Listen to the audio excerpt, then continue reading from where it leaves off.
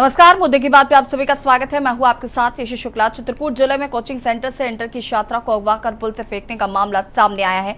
मामले में जांच करते हुए एसपी ने बड़ा बयान दिया। उन्होंने कहा कि घटना को संज्ञान में लेकर तुरंत कार्रवाई करते हुए घटनास्थल से लेकर पुल तक रास्ते में लगे सीसीटीवी कैमरों को पुलिस से खंगाला है।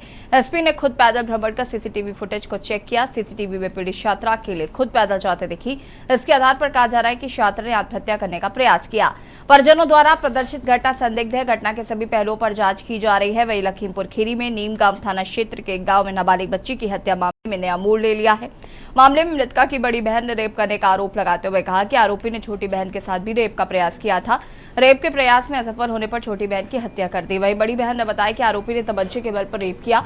उसके बाद मां बाप को जान से मारने की धमकी दी थी। मृतका के भाई की तहरीर पर पुलिस ने एफआईआर दर्ज कर वीडियोग्राफी की नजर कब्र की खुदाई कराई। मृतका का शव कब्र से बाहर निकाला गया। वही पूरे मामले में घटना वाली रात चंद कदम की दूरी पर सो रहे परिजन भी संदेह के घेरे में है। पोस्टमार्टम रिपोर्ट के बाद ही पूरी घटना से पर्दा उठेगा। देखें रिपोर्ट।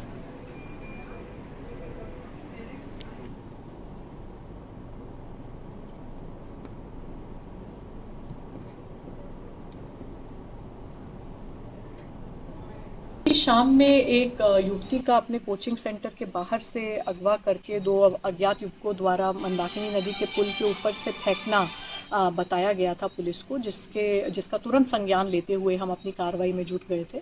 सबसे पहले जो युवती है उनको प्राथमिक उपचार हेतु डिस्ट्रिक्ट हॉस्पिटल पहुंचाया गया, जहां उनकी हालत स्टेबल बताई गई, पर अच्छे से अच्छे उपचार के लिए उनको केजीएमयू ट्रॉमा सेंटर लखनऊ के लिए रेफर कर दिया गया है और पुलिस ग्रीन कॉरिडोर बनाते हुए उनकी एम्बुलेंस को वहां तक ले जा रही है। और उसी के साथ साथ हमारी टीम्स द्वारा घटनास्थल निरीक्षण और मंदाकिनी नदी के पुल तक पड़ने वाले रास्ते में जितने भी सीसीटीवी कैमराज हैं उनकी फुटेज खंगोलना आरंभ कर दी थी। क्या हुआ है पूरा मामला? ये बड़ी लड़की से कोई या संबंध हो या कुछ हो, ठीक है। जब छोटी लड़की जाग गई, जानकारी हुई, तो सोचा कि ये हम बता देंगे, तब उसने मर्डर कर दिया।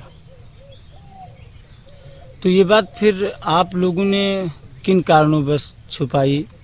जब कोई हकीकत नहीं मालूम हुई, ठीक है, जब लड़की कल बताया तब मैंने कल कार्रवाई की। अतः उसका धमकाई मारी भी उसी को मुंह फोड़ा। कहीं बताया नहीं, बता दोगे तो तेरा परिवार सब विनाश देंगे, तेरे माँ बाप मार देंगे। ऐसा भी सुनने को मिल रहा है कि मामला दोनों में कुछ प्रेम प्रसंग का भी था। नहीं सर, यूं हम कभी सुने नहीं। जिलाधिकारी महोदय के न्यायालय के द्वारा दंड प्रक्रिया संहिता के धारा 176(3) के आदेश के क्रम में यहाँ पे एक्सह्यूमेशन का जो प्रोसेस है वो पुलिस और प्रशासन तथा परिवारीजनों एवं अन्य सभी प्रधान वगैरह सभी जितने भी संबंधित हैं उनकी उपस्थिति में शांतिपूर्वक और नियमानुसार हुआ है। उक्त आदेश का अनुपालन कराया जा रहा है।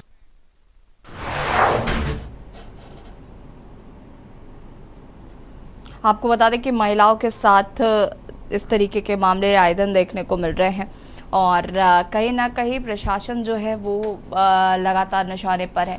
आपको बता दें कि पहला मामला जो कोचिंग सेंटर से इंटर की छात्रा को अगवा कर लिया गया,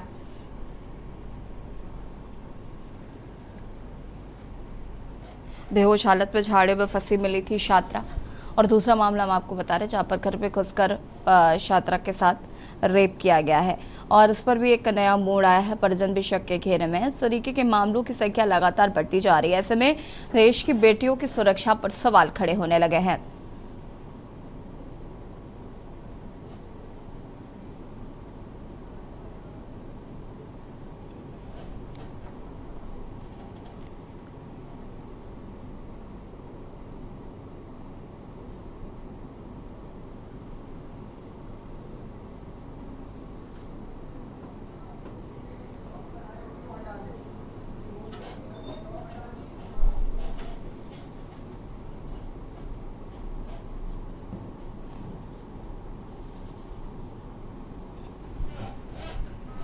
कोचिंग सेंटर से इंटर की छात्रा को किया गया था अगवा।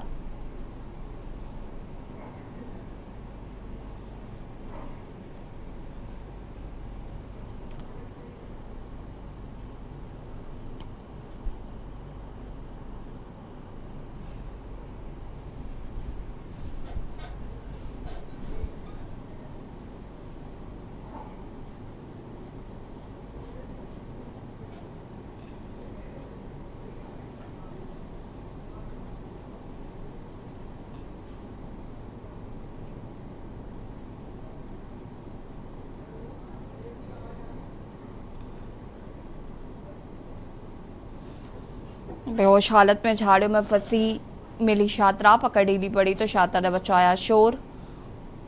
2 मामले ऐसे आपको हम बता रहे हैं। फिलहाल इस तरीके के मामलों की संख्या आपको बता दें कि लगातार देखने को मिल रही है। देश के अलग अलग राज्यों से इस तरीके की घटनाएं बढ़ती जा रही हैं।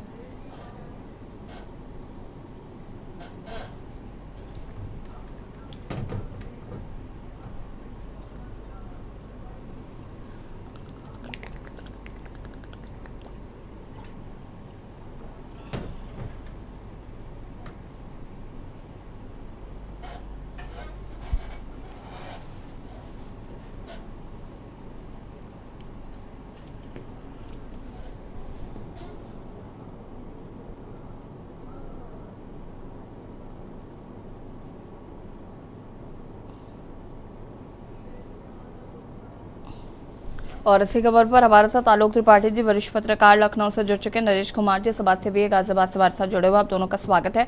आलोक त्रिपाठी जी, शुरुआत आपसे करेंगे। इस तरीके की घटनाएं जो हैं वो लगातार बढ़ती जा रही हैं। सबसे पहले इन घटनाओं का जिम्मेदार कौन है? क्योंकि सरकार लगातार ये दावे कर रही है कि हम बेटियों की सुरक्षा के लिए प्रतिबद्ध हैं, लेकिन ऐसा धरातल पर नजर नहीं आ रहा है। देखिए, ये दोनों ही घटनाएं जो हुई हैं अलग अलग, तो दोनों ही घटनाओं का जो मोटिव है वो अलग दिख रहा है।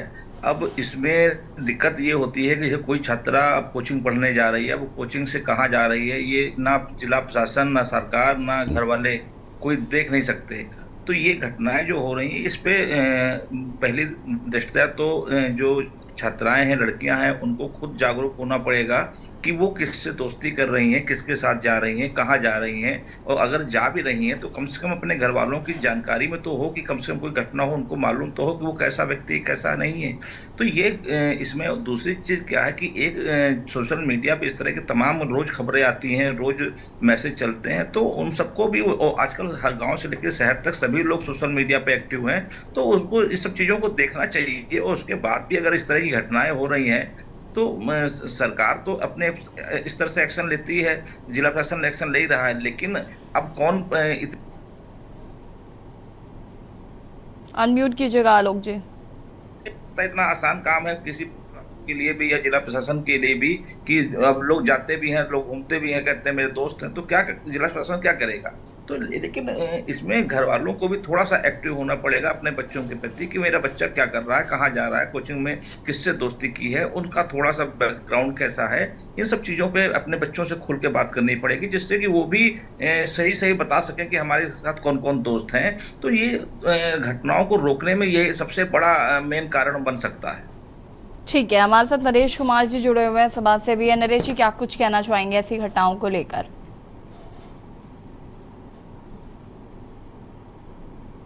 नरेश जी, अनम्यूट कीजिएगा। मैडम, इस तरह की घटनाएं लगातार बढ़ती जा रही हैं।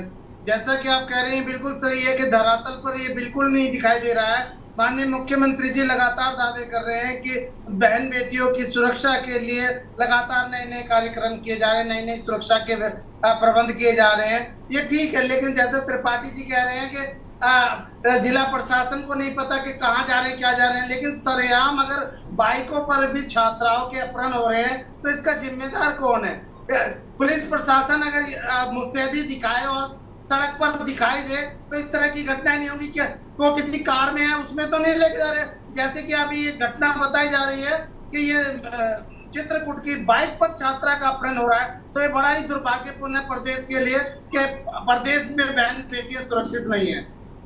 बिल्कुल नरेश जी, कैसे लगाम लगेगी ये भी एक बड़ा सवाल है और इसका जवाब भी कहीं ना कहीं खोजने की ज़रूरत है कि ऐसी घटनाओं पर अंकुश कैसे लगाया जाए।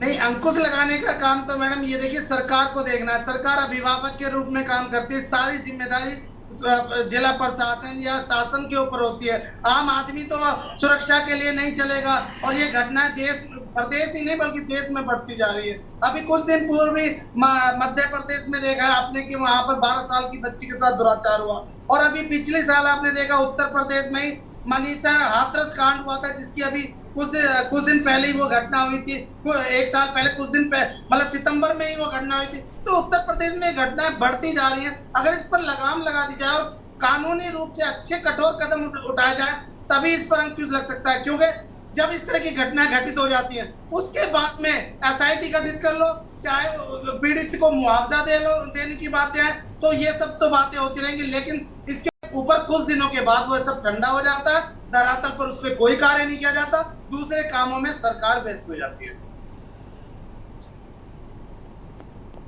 बिल्कुल, कहीं ना कहीं इस तरीके के मामले जो देखने को मिल रहे हैं, इसके पीछे बहुत सारी चीज़ें हैं और उन पर ध्यान देने की ज़रूरत है। मैं इस बात से भी सहमत हूँ कि पेरेंट्स को भी ध्यान देने की ज़रूरत है, लेकिन जिला प्रशासन, शासन ये खासकर इस बात के दावे भी करते हैं और महिला सुरक्षा को लेकर लगातार बहुत सारी चीज़ें हैं, लेकिन उसके बावजूद भी अगर अंकुश नहीं लग पा रहे तो इसका मतलब है कि कमी कुछ सिस्टम में है। आलोक जी, देखिए, जैसे आपने कहा कि प्रशासन हर चीज़ के जिम्मेदार नहीं हो सकता, लेकिन प्रशासन के भी ऐसे मामले हैं जिनको देखकर सुनकर शर्म आ जाती है, चाहे वो पीड़ित पक्ष का मुकदमा ना लिखना हो, समझौते का दबाव बनाना हो, ऊट पटांग सवाल पूछना हो, ये तमाम चीज़ें भी हम देखते हैं कि प्रशासन द्वारा की जाती हैं। और देखिए, मैं ये भी कहती हूँ कि कई बार क्या होता है कि इसका फ़ायदा भी उठाया जाता है, लोग इसका फ़ायदा भी उठाते हैं। कहीं पर भी कोई चीज़ गलत हो भी रही है तो उसमें गलत इल्ज़ाम लगा दिए जाते हैं, अगर पुरुषों की लड़ाई है तो उसमें महिलाएं इल्ज़ाम लगा देती हैं। इस तरीके के भी मामले हैं, इससे भी हम डिनाई नहीं कर सकते हैं, लेकिन फिर भी अब अगर इस तरीके के मामलों की संख्या बढ़ रही है तो सरकार को इस ओर ध्यान देना चाहिए, प्रशासन को मुस्तैदी के साथ काम करना चाहिए और प्रशासन को ये समझना चाहिए कि अगर पीड़ित पक्ष अपनी कंप्लेंट लिखाने आ रहा है तो पहले आप उसकी कंप्लेंट तो लिखिए। बिल्कुल, देखिए, इस बात में कोई दो राय नहीं कि थानों में आज भी रिपोर्ट नहीं लिखी जाती है और रिपोर्ट लिखाने के लिए भी पीड़ित को कई बार चक्कर लगाने पड़ते हैं, अधिकारियों के यहाँ जाना पड़ता है और अधिकारियों के दबाव में रिपोर्ट लिखी जाती है। ये जग जाहिर है, तो ये इससे किसी को दो राय नहीं हो सकता। लेकिन जो घटना हुई है उस तरह की घटनाओं को लेकर के मैं कह रहा हूँ, आज भी देखिए महिला पिंक बूथ बनाए गए हैं, सब चीजें बनाई गई हैं, लेकिन जो सोशल मीडिया का जमाना हो गया, सोशल मीडिया पर लोग, फेसबुक पर लोग दोस्ती कर लेते हैं, जानते भी नहीं कि लोग कौन कहाँ कैसे व्यक्ति है और उससे दोस्ती कर लेते हैं। तो इन सब पे अंकुश तो घर के ही लोग लगा सकते हैं, परिवार के लोग लगा सकते हैं, और चूंकि बच्चे भी बड़े हो गए हैं वो भी विद्रोह की स्थिति में घरों में तैयारी कर लेते हैं। तो बहुत सी चीजें ऐसी है जो मनोवैज्ञानिक तरीके से विशेषज्ञ जो लोग हैं उनके द्वारा इस तरह की चीजों को रोकने के लिए प्रयोग करना चाहिए, उनका राय लेनी चाहिए। और इस तरह की स्कूलों में या कॉलेजों में भी इस तरह की क्लास का मेरी राय से एक प्रबंध होना चाहिए कि उनको एक मनोवैज्ञानिक तरीके से एक राय दी जाए कि इससे क्या नुकसान है, कैसा नुकसान होता है बाद में, क्या किस तरह से फायदे हैं, ये सब चीजें हैं जो कि देखिए लोग सुबह निकलते हैं, शाम को आते हैं, अब वो दिन भर कहाँ जा रहा है, किसके साथ जा रहा है, ये किसी को नहीं मालूम है, घर वालों को भी नहीं मालूम होता है, और कोई भी 24 घंटे किसी की पैरवी या पीछे पीछे नहीं चल सकता।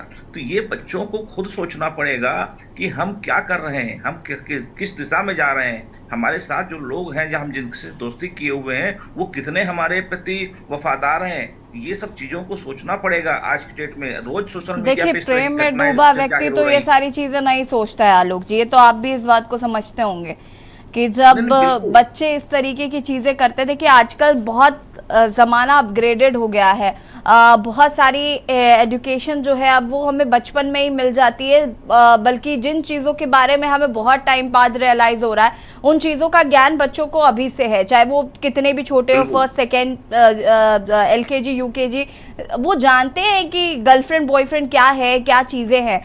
तो देखिए, ये एक एजुकेशन सिस्टम में बदलाव हुआ, लोगों को, बच्चों को जानकारी ज़्यादा होने लगी, ये तमाम चीज़ें तो हैं ही, लेकिन कहीं ना कहीं ये समझने की भी ज़रूरत है कि आपने जो एजुकेशन दी है। अभी एक और मामला सामने आया जहां पर एक प्राथमिक विद्यालय के प्रिंसिपल जो है वो बच्ची के प्राइवेट पार्ट के साथ छेड़खानी करते हुए नजर आए, फिर घर वालों ने कंप्लेन करी। अब बच्चा स्कूल भी नहीं जाएगा तो करेगा क्या? बिल्कुल, देखिए इस तरह ये जो घटनाएं हैं इसके लिए तो कठोर सजा होनी चाहिए। ये घटनाएं तो एक मैच्योर व्यक्ति अगर इस तरह की बातें कर रहा है, वो इस तरह की घटना कर रहा है, शिक्षा का मंदिर कहा जाता है स्कूल में, वहाँ इस तरह की घटनाएं हो रही हैं, या कोई थाने में पुलिस वाला इस तरह की कर रहा है कोई पीड़ित के साथ में, तो ऐसे लोगों के खिलाफ तो मुकदमा दर्ज करके उनको कठोर से कठोर कार्रवाई उनके खिलाफ होनी चाहिए। लेकिन मैं बच्चों की बात कर रहा हूँ, बच्चों के लिए जैसे अभी कुछ स्कूलों में कहा गया कि बगैर हेलमेट के बच्चे गाड़ी लेके अंदर प्रवेश नहीं कर पाएंगे। ये बहुत अच्छा डिसीजन रहा स्कूल प्रशासन का, लेकिन उसमें कुछ ढिलाई हो गई। उसी तरह से बच्चों को मोबाइल के साथ स्कूल में प्रवेश पर भी प्रतिबंध लगाना चाहिए कि बच्चे स्कूल में मोबाइल लेकर के नहीं आएंगे, क्योंकि सोशल मीडिया का जम के चक्कर में इस जो माहौल ये बिगड़ रहा है उसके पीछे काफी हद तक ये सोशल मीडिया जिम्मेदार है। जो मोबाइल है, मोबाइल अब छोटे बच्चों से लेकर बड़ों तक आ गए। इसके फायदे बहुत हैं, लेकिन नुकसान भी उससे ज्यादा है। तो लोग फायदे का कम, नुकसान का ज्यादा इस्तेमाल हो रहा है। तो इस पे कैसे अंकुश लगेगा, कैसे उनको अंदर जागरूकता आएगी, इस पे हमको फोकस करना होगा। उनको जागरूक करना होगा कि इस तरह की चीजें कैसे प्रतिबंधित की जाएं। ये सब चीजों पे ज्यादा अगर हम फोकस डालेंगे, वैसे स्कूलों में जागरूकता अभियान चलता है, बच्चियों को बताया जाता है, स्कूलों में सब चीजें अभियान चल रहा है, लेकिन उसके बाद भी इस तरह की घटनाएं घट रही हैं, ये चिंता का विषय है। बिल्कुल, इस पर हम आगे बातचीत मुद्दे की बात में आज हम बात करें महिला सुरक्षा की और चर्चा इसी पर। नरेश कुमार जी, आप इस बात से सहमत है कि पेरेंट्स को भी अब इस ओर ध्यान देना चाहिए, एजुकेशन सिस्टम को थोड़ा सा अपने आप को बदलने की ज़रूरत है, क्योंकि प्राथमिक विद्यालय से भी बहुत ज़्यादा इस तरीके के मामले सामने आ रहे हैं। सरकारी स्कूलों के बहुत सारी ऐसी घटनाएं हाल फिलहाल में मैंने सुनी हैं, खबरें पढ़ी हैं, जिनको लेकर अब डर लगता है कि कैसे अपने माँ बाप अपने बच्चों को स्कूल भी भेजते होंगे। अनम्यूट कीजिएगा नरेश जी। ये देखने में लगातार आ रहा है मैम कि अभी जैसे त्रिपाठी जी बोल रहे हैं कि बच्चों को मोबाइल से हटाया जाए। अच्छी बात है, मोबाइल से हटाया जाए। मोबाइल से तो हटाया था, लेकिन कोरोना काल में तो मोबाइल से बच्चों को जोड़ना अभिभावकों की मजबूरी हो गई, क्योंकि उसके अभाव में बच्चे पढ़ नहीं पा रहे थे। और जैसा कि आप देख रहे हैं कि मोबाइल देना भी एक जरूरी है। अभिभावक ये समझते हैं कि अगर उनका बच्चा इस लायक हो गया कि मोबाइल पर वो बात कर सकता है, तो इसलिए देने के ये भी एक सुरक्षा का फैक्टर है कि बच्चे को कहीं कोई दिक्कत है, कुछ है, तो उससे वो कनेक्ट किया जा सके। क्योंकि आजकल पीसी और ये टेलीफोन सुविधा तो है नहीं, बच्चे को कब कहाँ तो ये दिक्कत आ जाए, परेशानी आ जाए, तो मोबाइल भी होना जरूरी है। इसीलिए पेरेंट एक सुरक्षा के नाते उसको मोबाइल देने की कोशिश कर रहे हैं। लेकिन ये जो घटनाएं लगातार घट रही है, वहां पर मोबाइल क्या करेगा साहब? ये तो शासन को इसके बारे में सोचना पड़ेगा और इसके लिए कठोर नियम बनाने पड़ेंगे कि जिससे कि इन पर अंकुश लगाया जा सके और एक मिसाल पैदा कर जाए, जिससे कि ये बढ़ती हुई इस तरह की घटनाएं, निंदनीय घटनाएं रुक सके। क्योंकि बहुत ज्यादा ऐसा देखने में आ रहा है। हमारी सरकारें लगातार नई नई योजनाओं पे काम कर रही है, हजारों करोड़ों पे फंड आवंटित कर रही है, लेकिन जहाँ महिलाओं की सुरक्षा का, बहन बेटियों की सुरक्षाओं का मसला आता है, वहां पर ये नाकाम होती नजर आ रही है, चाहे कोई भी सरकार हो।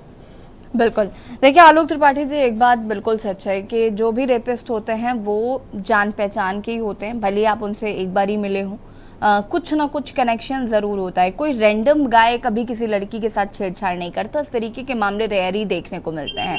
और अब बीइंग पेरेंट, मुझे लगता है ये माता पिता के लिए बहुत ज़्यादा टफ टास्क भी है, क्योंकि घर में भी इस तरीके के लोग मौजूद हैं, स्कूल भेजते हैं तो वहाँ पर भी इस तरीके के लोग मौजूद हैं। ये कहीं ना कहीं देखिए, अब मैं अभी मुझे लगता है कि अगर मेरी बेटी हुई तो मैं उसको कैसे समझाऊंगी, मैं उसको क्या सिखाऊंगी। मैं उसे अगर इस तरीके से बोलूँगी नहीं आपको वहाँ नहीं जाना है, आपको वहाँ नहीं जाना है, या फिर मैं उसे थोड़ी बहुत एजुकेशन दे भी दूंगी, लेकिन सबसे बड़ा प्रॉब्लम तो यही है कि आप ज़्यादा रोक टोक भी करेंगे तो बच्चों के दिमाग पे अलग असर पड़ता है। ज़्यादा रोक टोक करना भी बच्चों के लिए उतना ही घातक है। फिर उन्हें लगेगा लो हमारे मम्मी पापा तो मुझे हर बात पे टोकते हैं, या वो उनको मुझ पर ट्रस्ट नहीं है, ये तमाम चीज़ें हैं। तो ये भी एक बहुत बड़ा फैक्टर है कि पेरेंट्स नहीं टोकना चाहते हैं, इन पर बात नहीं करना चाहते हैं। देखिए बिल्कुल यही मैं यही बात कह रहा था कि जिस तरह से आजकल के जो बच्चे हैं वो, उनको बहुत ज्यादा टोका टाकी पसंद नहीं आ रही। परिजन हो या गार्जियन हो, वो भी कहीं ना कहीं मजबूर होते हैं। तो एक फ्रेंडली जिस तरह से दोस्ती होती है, माँ जो है बच्ची से ज़्यादा खुली होती है, ज़्यादा तरह की बात होती है, तो वो एक अच्छी तरह से समझा सकती है। कभी आपको इस तरह की कहीं प्रॉब्लम आती है, इस तरह से कोई आपको गलत इरादे से कोई टच करता है, तो आप हम बेटा घर में आके हमको बताइए सब चीज़ें। लेकिन अगर एक कोई मैच्योर व्यक्ति अपने बॉयफ्रेंड के साथ घूमने जा रहा है, उसमें सरकार क्या करेगी, प्रशासन क्या करेगा? ये मुझे नहीं लगता कि इसमें सरकार हर जगह पुलिस नहीं दे सकती है, हर व्यक्ति के साथ एक सिपाही खड़ा नहीं हो सकता। ठीक है, वहाँ तो मंत्री सुरक्षा के साथ में लेकर के किसी नरेश जी फटाफट अपनी बात को पूरा करें आप। पुलिस इन्वॉल्व है। नरेश जी फटाफट अपनी बात को पूरा करें। मैडम, हर आदमी के पीछे पुलिस नहीं खड़ी की जा सकती, ठीक है साहब, लेकिन मैं ये जानना चाहता हूँ, ये बताना चाहता हूँ कि जब कोई अपने बॉयफ्रेंड के साथ जा रही है, वो कहाँ जा रही है, तो यहाँ पर वो कहाँ जाएगी? मैं पूछना चाहता हूँ त्रिपाठी जी, आप बताएं मुझे कि आप भी एक अभिभावक है और मैं भी एक अभिभावक हूँ, तो बताइए अगर मेरी बहन बेटी है कहीं पर जा रही है तो वो कहाँ पे जा रही है, कौन सी ऐसी जगह में जा रही है जो पुलिस प्रशासन से वंचित होगा, या क्योंकि पुलिस प्रशासन की सामने इस तरह की घटनाएं हो रही हैं, उन पर भी सवालिया निशान उठते हैं कि नजदीक में देखिए थाना था, नरेश जी, चौकी इस बात वहीं का, पर इस पास चर्चा थे, का वहीं पे कहीं ना कहीं अंत में इसी तरीके से करना चाहूंगी कि मुझे ये लगता है कि शासन प्रशासन को अलर्ट होने की ज़रूरत है और पेरेंट्स को भी कहीं ना कहीं अपने बच्चों को इस तरीके की एजुकेशन देने की ज़रूरत है, ताकि उनके बच्चे जो है वो कहीं ना कहीं सही गलत के बीच का जो फ़र्क है उसे समझ सकें। बहुत बहुत शुक्रिया आप दोनों का चर्चा में शामिल होने के लिए। मुद्दे की बात में आज हम बात कर रहे थे महिला सुरक्षा को लेकर। लगातार रेप की घटनाएं जो हैं वो बढ़ती जा रही हैं, संख्या उनकी बढ़ती जा रही है। ऐसे में कहां प्रॉब्लम हो रही है, इसका सोल्यूशन ढूंढने की जरूरत है। मुद्दे की बात में फिलहाल इतना ही। देखते रहिए के न्यूज़ इंडिया। नमस्कार।